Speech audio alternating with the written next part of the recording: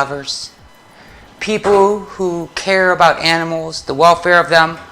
Welcome to the show, the Cat Chat Show, with David Stanton and my very lovely co-host up there on the wall, Carol Baskin.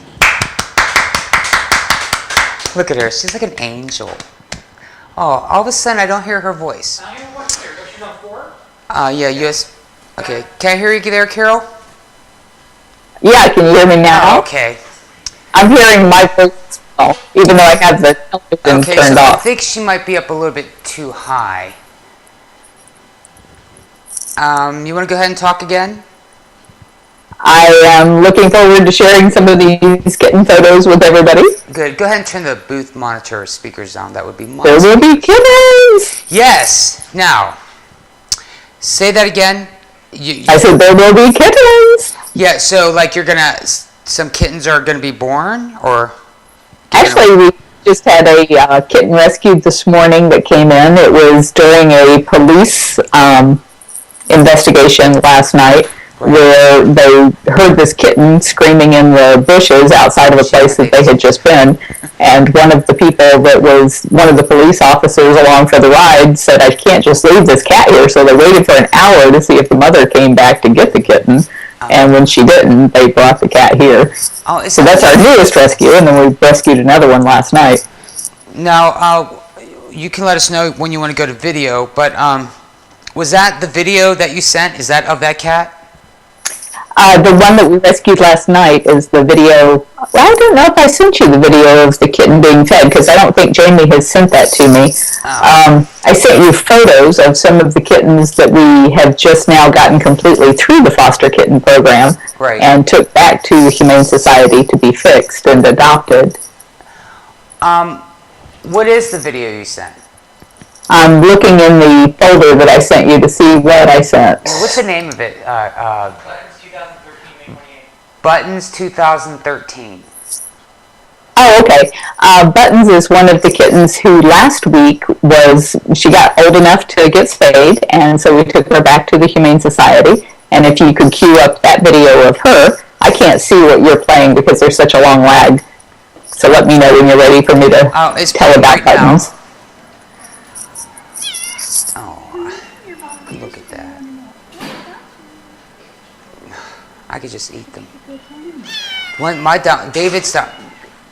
You know, everybody knows David's kryptonite is kittens. It is. I would do anything in the world for them. I mean, there's just something about them. Now, the Humane Society, they're going to place all the kittens that you had, right? Yes, the program that we work with is in conjunction with FosteringIsCool.com and the Humane Society of the Tampa Bay. So what happens is if people dump their cats or their kittens at the animal shelter, animal services, the Humane Society of Tampa Bay will go in and pull those kittens who need to be nursed until they're old enough to be adopted. And then we take those kittens, we nurse them, we get them up to 2 pounds, and then we take them back to the Humane Society where they are spayed and then adopted out. So the little video that you have of Buttons is one of the kittens that we took back last week. She got spayed, and now she's waiting for a home, and she really, really, really wants a good home. So I'm hoping there's somebody who's watching who has other cats, because she loves other cats, and wants a really special kitten. The other photos that I gave you were the kittens that I took back to the Humane Society yesterday. And those were Jamie and Justine, who were named after our Jamie and Dr. Justin, and Sheldon and Hunter. So Jamie and Justine are the 2 blue and white bicolor kittens that you see in the pictures. Are you showing pictures? Yes, we are. Okay. Those are the 2 blue and white or gray and white kittens. Right. The little brown tabby is Hunter, and the little black kitten is Sheldon. And they all just reached 2 pounds. As soon as they reach 2 pounds, we take them back and get them fixed. And they will be ready for adoption starting probably tomorrow.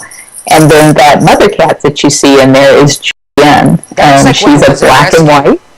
That black and white one.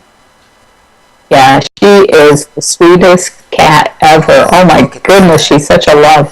And so now that she's through raising her kittens, she's going in to get spayed, and it's going to be a lot harder for her to find a family because people love kittens, but it's hard to find homes sometimes for the older cats. So I'm really hoping somebody will recognize what an incredible cat that she is and give her a good home. Oh, looks like me and Carol. Well, me and Carol hang out. We're like two little cats. And you spelled Humane Society wrong. It's Humane. Oh, that's the Human Society. She said she's sorry. That is the Humane Society, not the Human Society, because we can care less about humans. But animals are great. So all those kittens are available now at the Humane Society, and if you call and tell them you want to adopt one of Big Cat Rescue's kittens, they can hook you up with these kittens that you're seeing in the pictures. Oh, no, I think that's correct. That one, the address part. Is it Humain? Humane. Oh, she messed up twice. Ooh, girl. Yeah. Like every version of humane possible. Yeah, like I never seen that word messed up twice. And it wasn't me this time. But it kind of was, because I should have did quality control. I should have caught that. Anyways, today hopefully our broadcast is a lot smoother today than in the past, because we had some upgrades and stuff like that.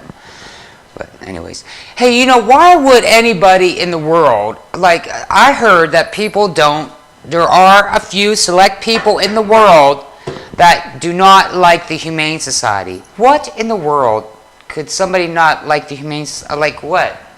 What is it that's these people who do not like the Humane Society? Do they say why?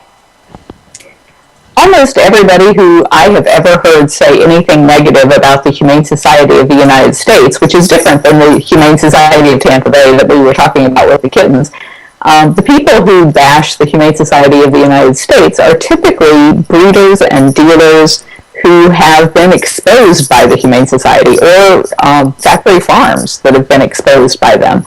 And so the way they try to mislead the public and make them think that the Humane Society of the United States is not doing good work is they'll say, they're not really a shelter like your local Humane Society, like the Humane Society of Tampa Bay. And so, it's like, it's such a stupid argument, because they never said that they're the local Humane Society. They have 5 shelters, which the bad guys never want to talk about. These are 5 huge shelters that take care of all kinds of animals, from farmed animals to domestic animals to wild animals. And it's a very expensive proposition to take care of all of those shelters. They also do all of the rescue type work whenever you hear about a tornado wiping out an area or a hurricane wiping out an area. Like it's the Humane Society of the United States. Well, there's another important thing that people who put down the Humane Society tend to maybe not know or something. So let me tell you.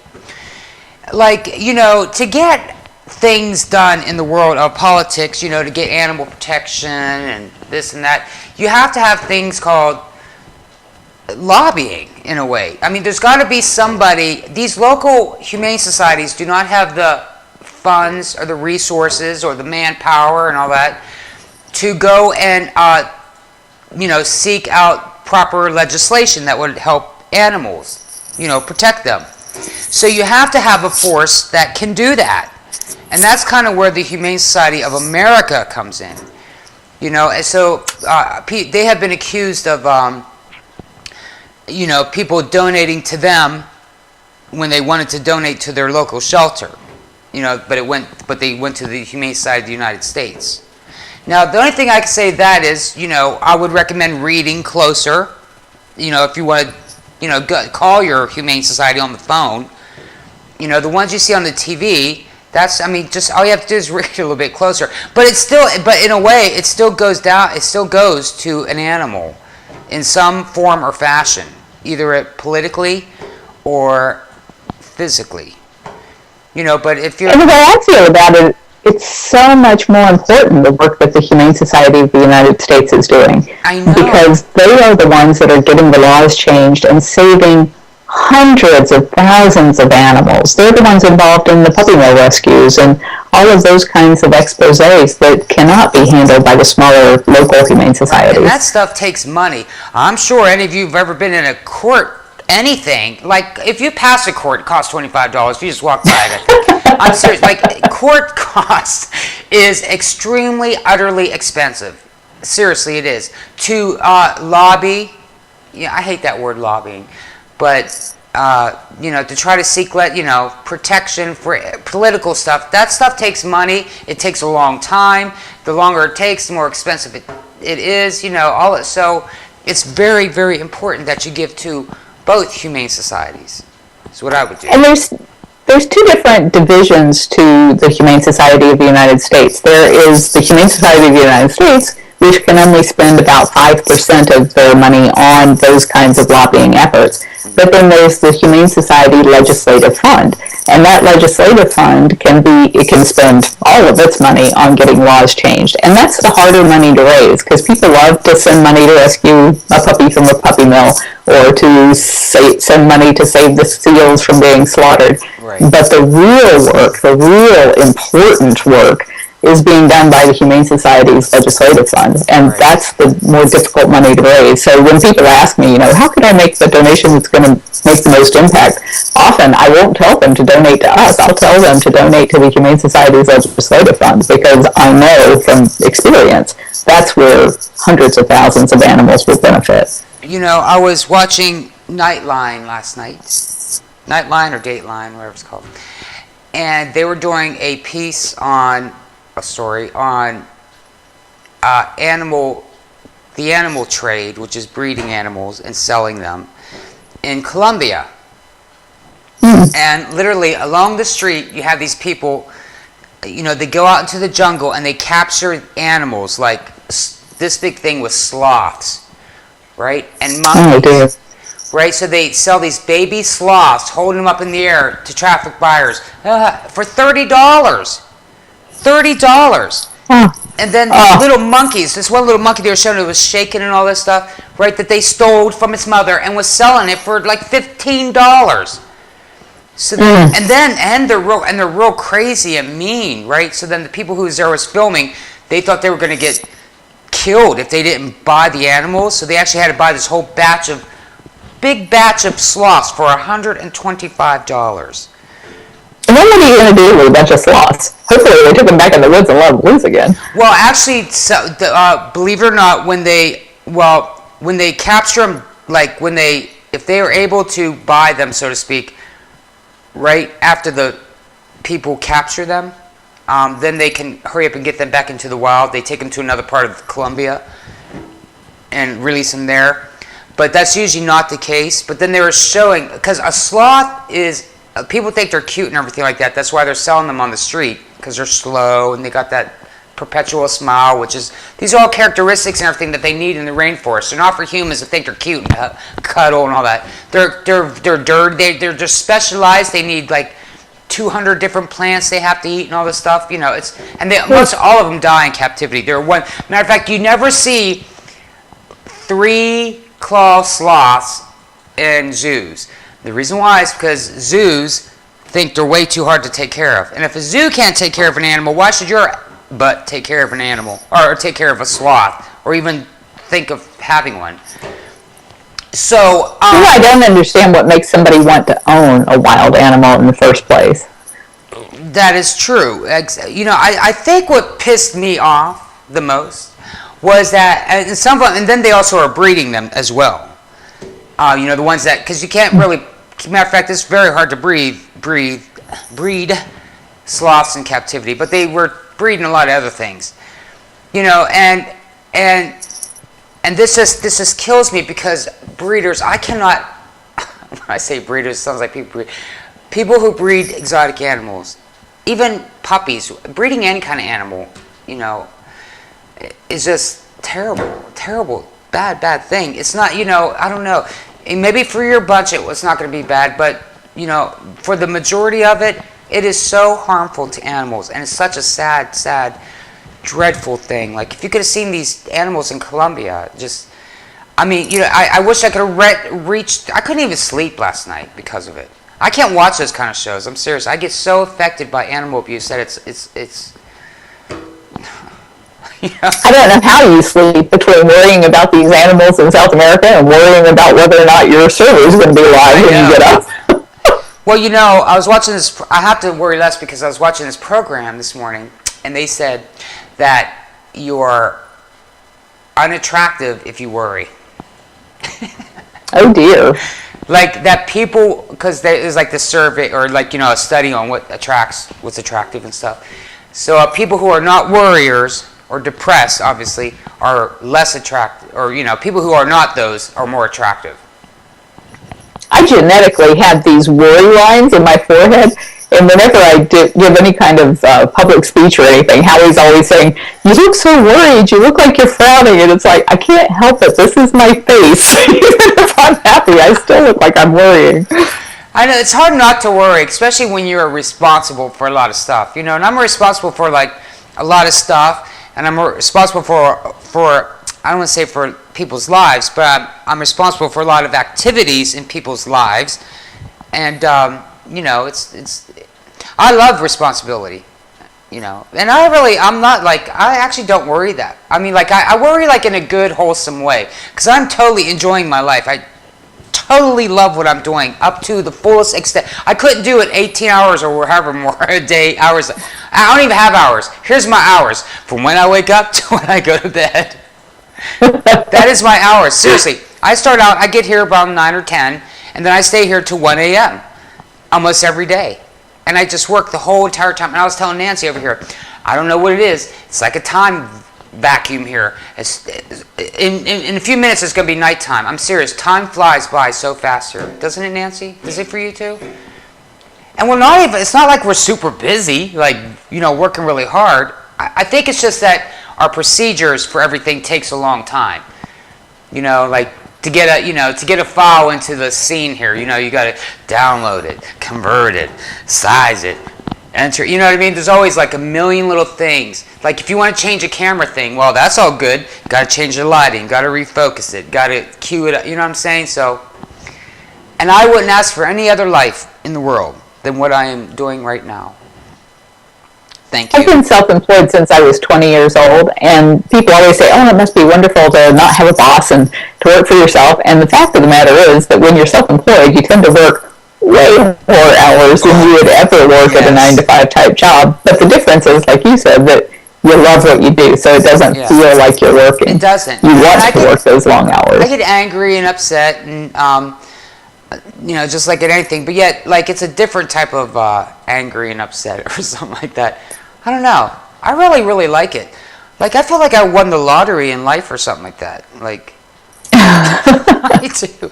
Because I was sitting around, I was like, you know what? If I ever had to not do this, I'm not sure what other kind of job would ever compare to the satisfaction I get from television and creating it and bringing this fabulous show to you guys. Which is a great segue into saying that if you want to continue to see this kind of content, we really need some sponsors. That's true. That's what's going to make or break this whole internet TV thing, is whether or not we can get some people who want to advertise in front of a ton of people who love animals and get their message out there. And in fact, maybe you could talk a little bit about what kind of exposure they could get. I mean, could they get one of these panels that you're seeing up on the wall, or would you be flashing them up like a commercial, or how would you handle sponsorship for somebody that's making a really significant sponsor amount? Well, I'm so glad you should ask, especially about the panels.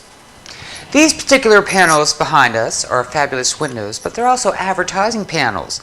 So if you would like to advertise in our show, we'll be glad to carry your We'll be glad to carry your logo on one of these panels as a sponsor, and we'll talk about your product and whatever you're sponsoring. And you can be part of the show. So if you want to do that, it's really simple. Okay, you contact me at david@wildanimaltelevision.com, and as a matter of fact, today our salespeople, our sales team officially started today. Oh, good. we had to wait for him to get back from New York because he's my business partner as well, and he's also a male model because got to be good looking to work around here. So he actually had to go finish a modeling thing, and now he's done. And now he came back and he just started. He's up there right now in the office working on some stuff. So for right now, just contact me. Excuse me. At david@wildanimaltelevision.com, and we have all kinds of pricing for you. Seriously, you can advertise on this show for as low as $50 if you. Wow. I mean, we got all different kinds of price scaling. We got stuff that you can. But I'll tell you about the statistics in a moment. But we got you could advertise for a whole month within the broadcast on the on this show. We're developing some more shows, so you could be a sponsor of those type of things. Now, the numbers that we get are quite astronomical in this. Tell us about those numbers, David. Well, our average thing used to be, which is pretty good in itself too, was 56,000 a day. It would fluctuate between 40-some thousand to 56, sometimes 60, 70, whatever. And then we expanded our relationship with Justin.tv, who we tremendously love. And they have brought us around 50 to 100,000 more viewers a day. The good thing about them is that the viewers for Justin TV watch a really long time, which I didn't think they would, because sites like that tend to be, the people who watch those sites tend to go through a lot of channels, because Justin TV has a lot of channels on it. But they watch ours for a really long time, so that's really good. So you are getting 100% guaranteed. The traffic that we get is a little bit over 100,000 people per day. Because how we distribute our station is on wildanimaltelevision.com and mondoclub.com and Justin.tv. Although I think the name in Justin.tv currently is Captive Animal TV, but that'll be changed at any moment. And when it's on Justin.tv, is that, I think you had said last time that that's live when we're doing this live? Yes. Mm-hmm. And when will we have the on-demand portion on Wild Animal Television? Well, you know what? Because how that's going to work is, our websites are being made and they're just delayed right now because the person who's doing them is just delaying things. So I know it makes me a little bit because see, that's when you're a boss, you have to answer questions like that. So when you rely on other people to do stuff for you, sometimes it's not always on time. So truthfully, that's the delay. I'm waiting on somebody. But I'm actually stepping in, and probably will just kind of do it myself. However, I have another station, but I know where you can find it at right this moment, but we won't worry about that. You know what? It'll be up this week. By the end of this week, I promise you. If not, cancel my show. Cancel Carol's show. Actually, speaking of canceling the show, I have an idea. I desperately need to lose weight, and I've lost 4 pounds since our last show. And so what I got to thinking is, what if I said, I'm not going to do this show unless I lose at least 1 pound in between each show. So that would kind of make me lose that weight. And over the course of the next year, I'll finally get down to a weight that I feel comfortable at. Because right now I can't get in any of my clothes. I've just really let myself go and I'm embarrassed about it. And so I think it's a great way to kind of force myself to say, I can't do the show unless I lose a pound this week. Now, folks, Carol used to be a model. Yes. See, like I said, only models work here. Actually, my thing, either you're a model or you're a past model. Carol, too. Carol ain't no exception. But she's really pretty. But now here's the thing, though. We have to make sure that she likes doing the show. Because she might say, well, I don't like doing the show, so I'm not going to lose my pound. Although that's a lot of pounds to lose. That's a pound a week. Can you lose a pound a week? I think I can. Healthy. I think you can lose 2.5 pounds a week healthily, and I've lost 4 in the last week. So, and haven't really done that much different. What are you doing to lose weight? I think you look fine. You know, I meant to bring a copy of the bottle. It's something that my mother turned me on to. It's from Nutrilite, and it's an all-natural substance. But my problem with weight is that I'm hungry all the time. I am just starving out of my mind all the time because I don't have that enzyme that makes you feel like you've eaten.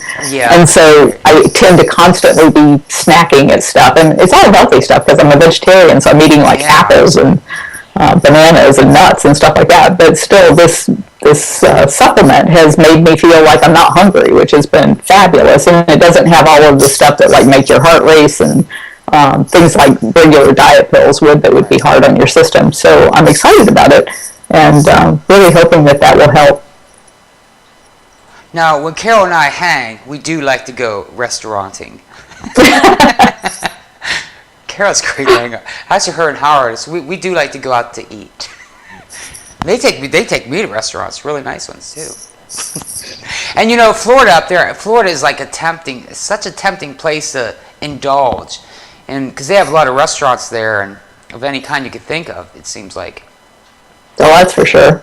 And living, you know, where we are right here at the sanctuary, we're right in, well, we're not in the Tampa City limits, but we're just surrounded by the malls and all of the major restaurant chains, and it's very easy to find yourself driving through a drive-through when you're going home late at the end of the day and picking up something that's not as good for you. In my case, mostly French fries.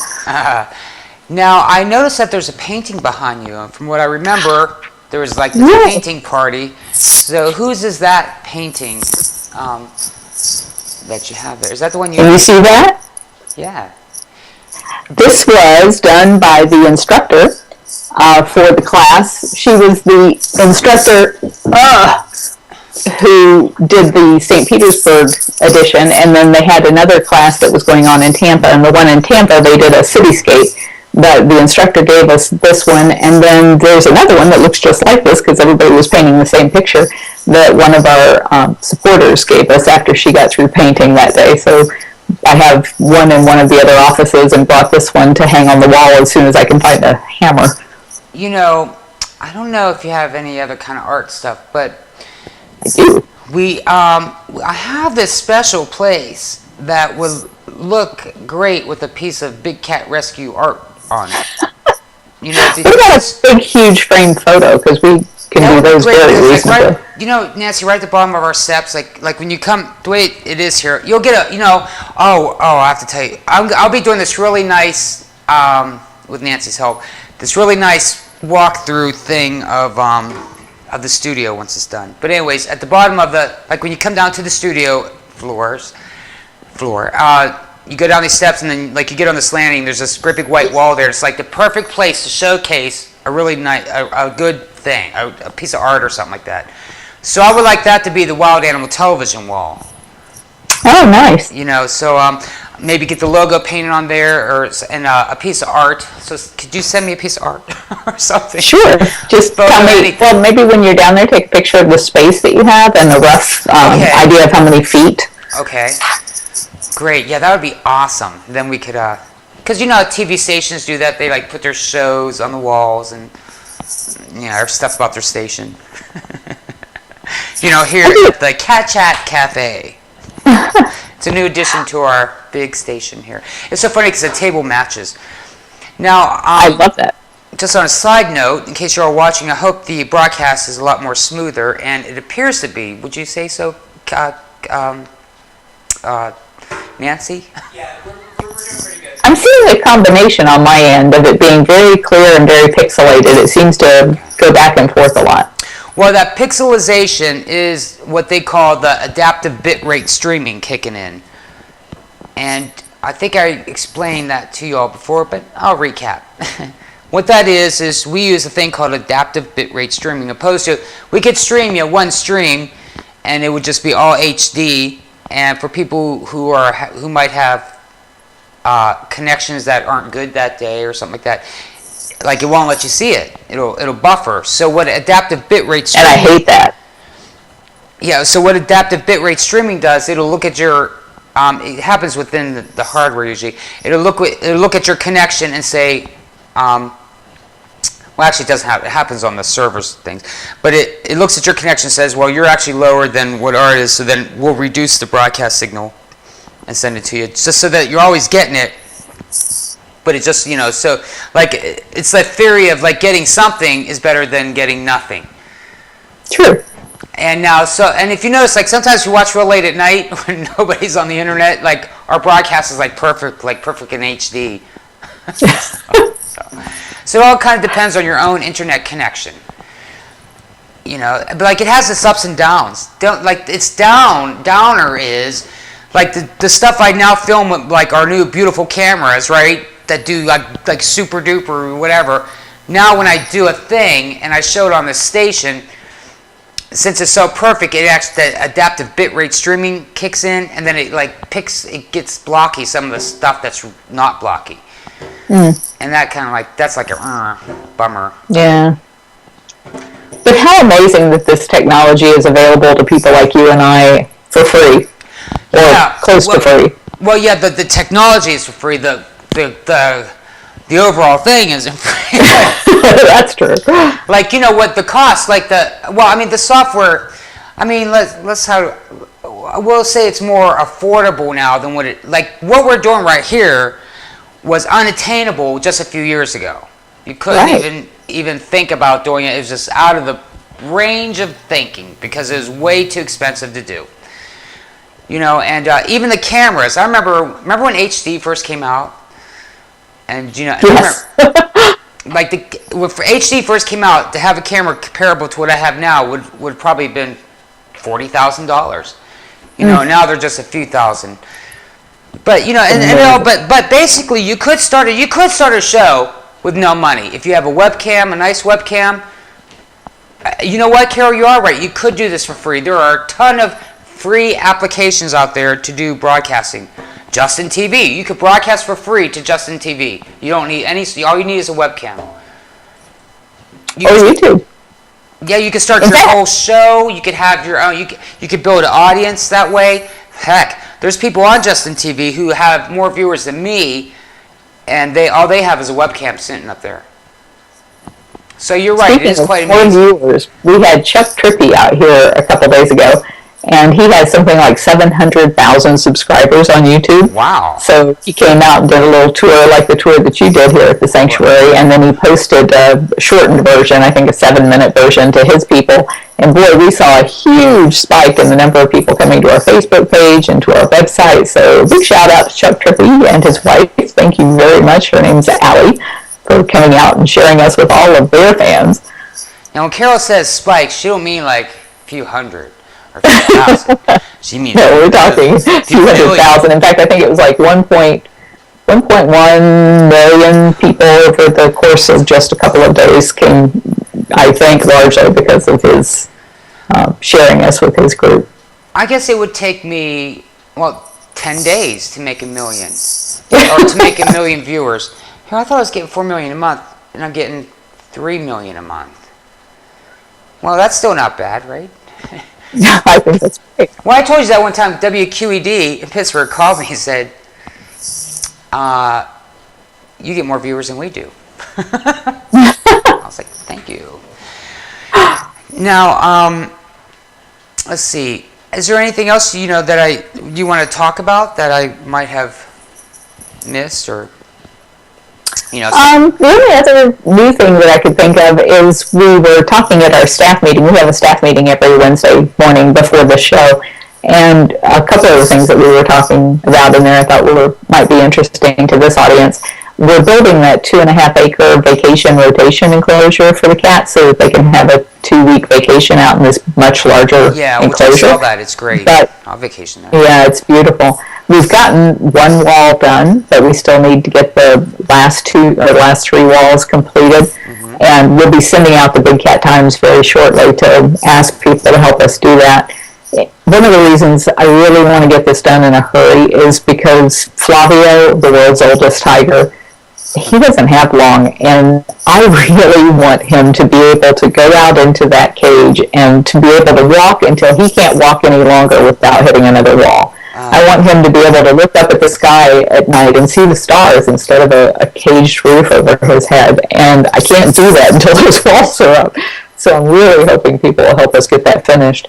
But one of the small asks that we have, I mean, that's $123,000 we're still trying to raise for that. But one of the issues that comes with a huge enclosure like that is that we don't have any way to tranquilize an animal if they were to get out in the middle of that cage. And for some reason, we had to go in the cage. Right. Let's say they were sick or injured or something, and we couldn't get out there to them. We would have to tranquilize them before we walked into the cage. And we don't have a gun, a dart gun, that would shoot that far. And the dart gun that we need is $3,000. And so I'm really hoping that some of our supporters out there might get in together and make that happen for us so that we have a safe way of making sure the cats who are out there can be retrieved if they end up in a situation where they can't come to the side for themselves. Right. It kind of made me wonder about that girl who was just killed a couple of days ago in Cambria by one of the lions. They said she had worked at that zoo for years and that she was very proficient and she was feeding the cats, and when they found her, she was inside the cage and had been mauled to death. And I got to thinking, what would happen if she really wasn't somebody that was stupid enough to think, hey, I could just go in with these cats? Did she see a cat choking or something where she thought, I have to save that cat, and then ended up being killed by the cat? Nobody saw it, so nobody knows for sure what happened there. I would say the latter, especially if she was like experienced, Yeah. So she was like, not to step into a thing with the cat. I mean, that's something you pick up after working with them for a while. Unless they're choking. However, I think instinct of wanting to protect your animals, if they're big. I mean, hey, I once saw a tiger choking on a big old chicken bone thing, right? And actually it did eventually delodge itself out of its throat, but yet I wanted to jump over the fence and get in there and just rip it out. And it wasn't even my time, so you can see how that could be, how that could happen, and you would be thinking to yourself, well, the cat can't breathe, so they can't hurt me. But the minute you pull that chicken bone out, now they can breathe, and now they're going to hurt you, because they're not like people. It's not like, oh, thank you saved my life. They're like, oh, you look like a great toy. And where's this at again? Where was that at? I believe it was Cambria. It was in the UK. Right. See, and then even there, attitudes might be a little bit different there too. So well, they said they don't allow any contact there. No, they don't. Yeah, so that's what made me wonder, well, how did this happen? Was she just breaking the rules, or was there something that really made her think that she was safe? Maybe somebody, maybe there's another person in the tower, there could 100 things. I wonder if they have security footage or something. No, you probably already heard about that. Yeah, I think if they did, they would have put it on the air. The BBC said that the authorities are investigating it, right, but they haven't come up with anything that said how that actually happened. It was a 24-year-old woman named Sarah McClay, and the place was in Dalton-in-Furness, UK, at a place called South Lakes Wild Animal Park. Wow. That just goes to prove to you, once again, folks, that you should not have tigers or anything exotic. If you want an exotic animal, get a stuffed animal, get a picture. Go film them. Listen, the best way to go hunting for exotic animals or animals in general is to go film them. It's more satisfactory to do that than it is to shoot them. I know one of my most favorite things to do is to film wildlife. It is it's a total freaking joy to do. So do that instead of breeding them. Find out where they live. Go to countries. All that money that you would spend on breeding an animal, taking care of it, use that money to go find, where you can go take pictures of it, or go, without, or I don't know, just try to do it without harming the animal. Okay? And that is so important, David. I feel like people ask me all the time, what do you think about zoos? And I feel like as long as people can pay $10 to go see the animals at the zoo, they're not going to be spending the money to save the habitat. And that's what we really need to be doing, is putting that money into protecting wild areas where people can do things without hurting animals. and be benefiting the animals who live there. So like photo safaris and that sort of thing. One of my favorite quotes was to take nothing but photos and leave nothing but footprints. Right. And I think that says what you just said. It's to go in and get those beautiful images that you can share with people, and you can teach children about these wild animals. Right, you get that feeling of, because us as carnivores, we like the thrill of the hunt too. So you get the thrill of the hunt by finding it, and they, like Carol said, they do have areas that are sanctuaries for animals that are, it's like a big area of jungle stuff, that you can go there and visit and, find the animals and film them that way, and it leaves the animals intact. That's the way to do it instead of some zoo. Who wants to be in some zoo? Would you want to, you as humans watching, would you want to be in some zoo? Even though you probably feel like your life is in a zoo. Once again, I would like to... Some of us especially. I would like to remind you that these squares here are for your advertisement. So if you're a place that feeds animals, you know what I mean? You sell approved pet food. Your logo could go there. If you're a humane society and you're wanting a little recognition, your logo can go right there. If you make clothes for cats, like domestic cats, say you make sweaters for domestic cats, your logo go right there. If you make cat scratchers, right there. See that? All that. And we could be getting you all kinds of business. It doesn't have to be local. You could be, say you're an internet company and and you have an animal line, fish food line, anything. Put your logo right here, and I can guarantee you, I don't know, I may be able to guarantee you that you will sell some product by advertising with us. You can't guarantee that they'll sell, but you can guarantee that they'll be seen. Yeah, that's true. I'm right, what she said. That's what she said.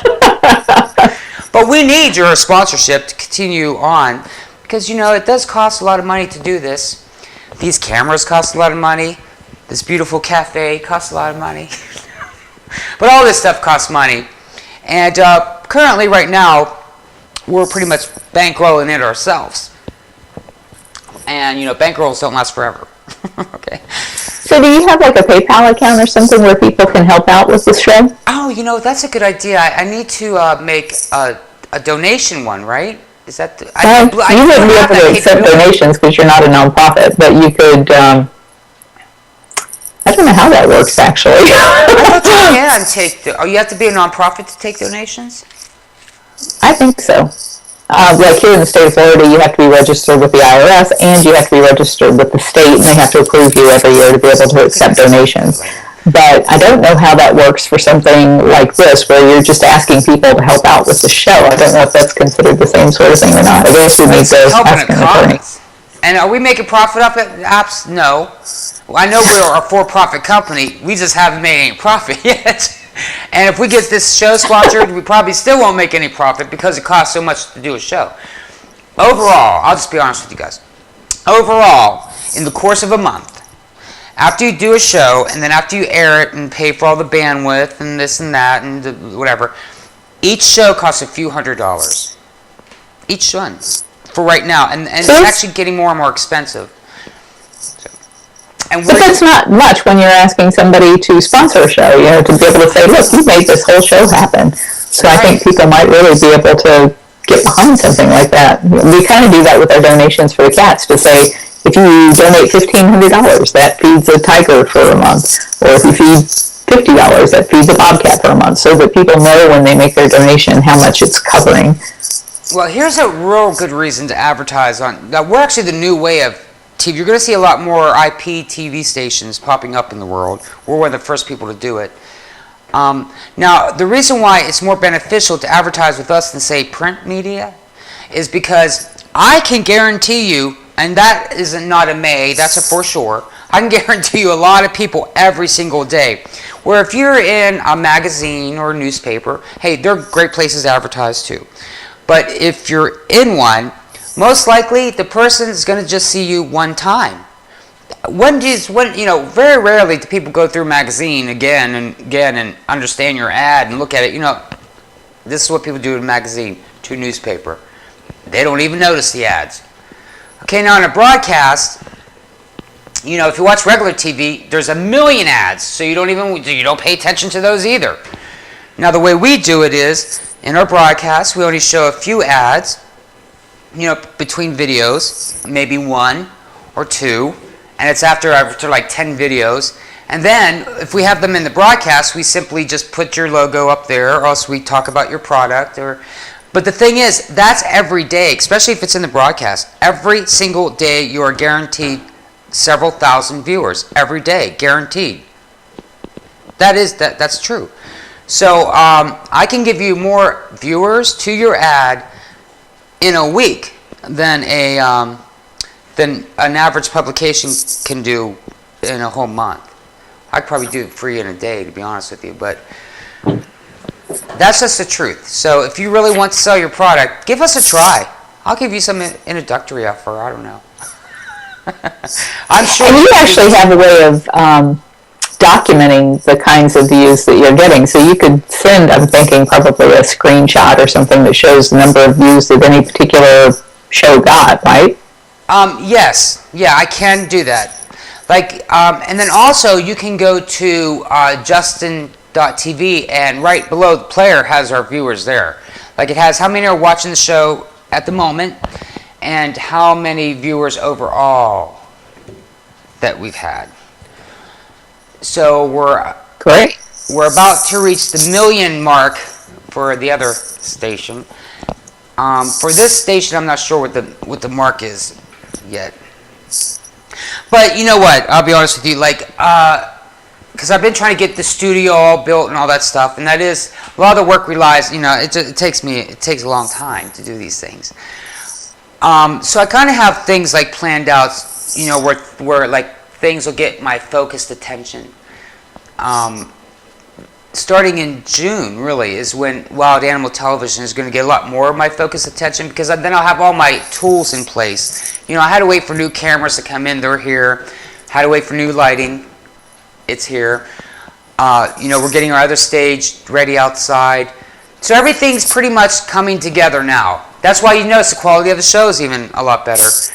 So as things slowly come together, or quickly in terms of business, as things quickly come together, things will be improving. We're going to expand our shows for Wild Animal Television now that we have our tools in place. Welcome to the new Wild Animal Television. Wonderful. And starting Saturday, it will be June. What's that? Starting Saturday, it will be June. It will be already. And June is a big month for us for our other station. June is the month.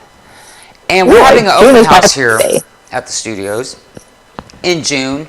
Around the second week of June, I think we're going to open up, June 12th or something like that. We're opening up, and people can come and walk through, see all of our, because we literally have 3 studios. We're a sprawling studio.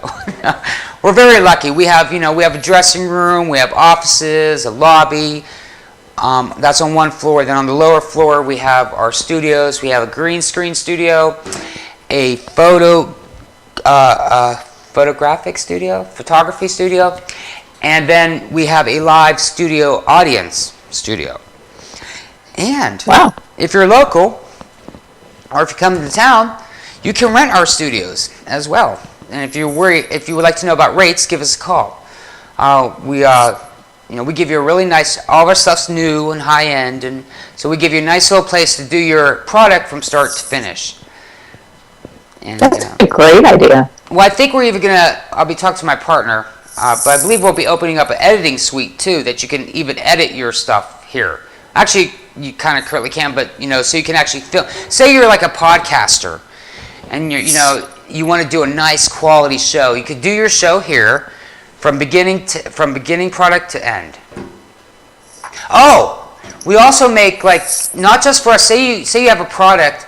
Say you're a pet food company, and you would like your product nicely filmed, maybe with a spokesperson talking about. Maybe you want a nice commercial made. Doesn't have to be on our station. Maybe you just want it for your arsenal. It could be any product. Give us a call. We also have those capabilities as well to make nice for advertising. Make your ads for you at really competitive prices. You know what I would love to see you do on the Cat Chat show is maybe contact your local Humane Society and say, hey, we have this show, and it's every Wednesday at noon, and you can bring in your kitten of the day that needs to be adopted, and they could actually bring the kitten on and show everybody, and so your local people would be able to actually go in and adopt that kitten. That will be done. I don't know. You know, I wish I had somebody here to take notes. I'm going to do that. That's a very, very good idea. I'll send you an email. Okay, will you do that seriously? Because that'll help me remember. Okay, I think that's a brilliant idea.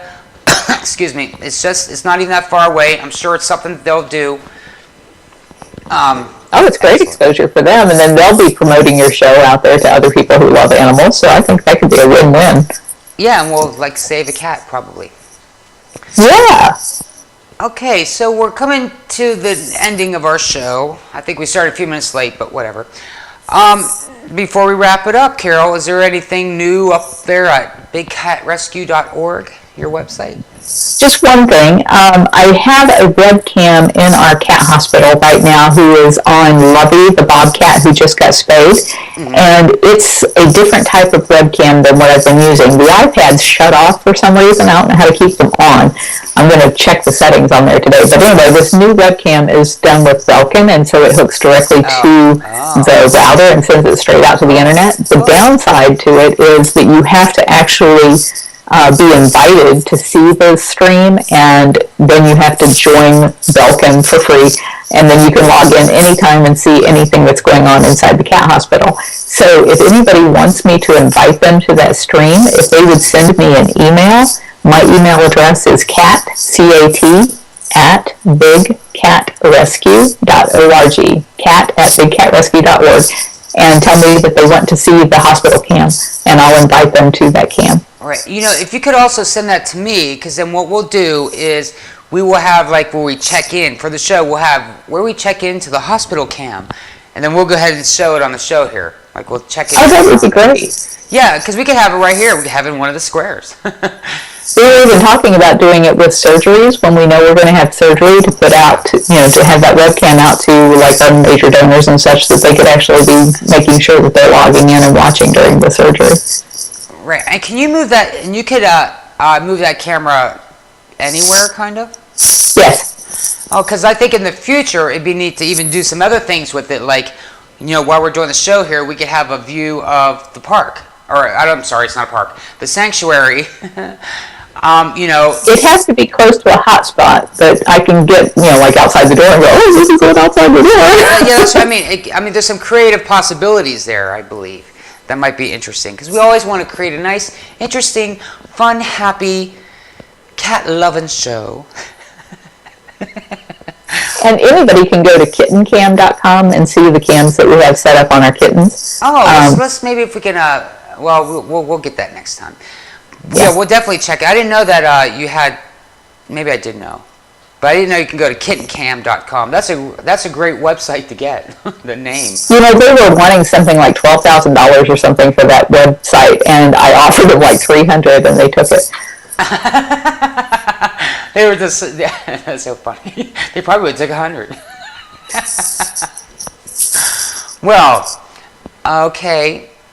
I hope I touched on everything that you wanted to talk about. Did a great job. Thank you so much, David. You're welcome. And I got to touch on what I wanted to touch on, which was please stop breeding exotic animals. Them poor sloths can't take it anymore. And, I'm David Stanton. And I'm Carol Baskin. Right. And thank you for joining us, Carol Baskin, because this is your show. So thank you, David Stanton, for joining, Carol. And thank you, everybody, for watching Cat Chat. We'll see you next Wednesday at 12 noon, right here on Eastern Standard Time. Bye-bye. Bye. Bye-bye, Carol. Bye.